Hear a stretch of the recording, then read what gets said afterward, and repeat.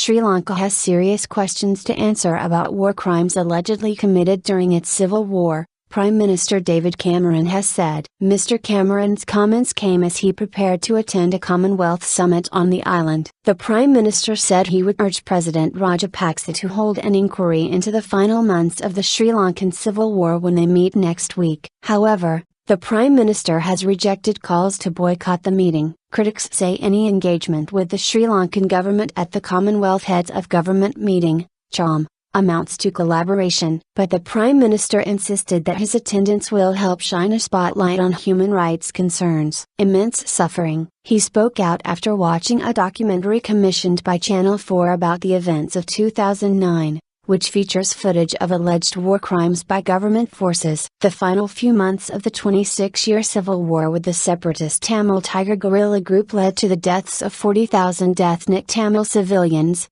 the United Nations believes. The Channel 4 film recorded the apparent indiscriminate shelling of areas packed with civilians, including hospitals, extrajudicial executions and rapes by soldiers. The Sri Lankan government denies responsibility for any such events. Mr. Cameron said the documentary, called No Fire Zone, was one of the most chilling documentaries he had watched. It brings home the brutal end to the civil war and the immense suffering of thousands of innocent civilians who kept hoping that they would reach safety, but tragically many did not. He said, many of the images are truly shocking. He said no one could regret the end of the terrorist campaign waged by the Tamil Tigers who were responsible for terrible crimes. But that wrong does not change the fact that this documentary raises very serious questions that the Sri Lankan government must answer about what it did to protect innocent civilians, questions that strengthen the case for an independent investigation. Questions that need answers if Sri Lanka is to build the truly peaceful and inclusive future its people deserve. Mr. Cameron said positive steps such as provincial elections and a commission to investigate the disappearances of tens of thousands of people fell well short of what was required. Country of concern. I will raise my concerns when I see President Rajapaksa next week in Colombo,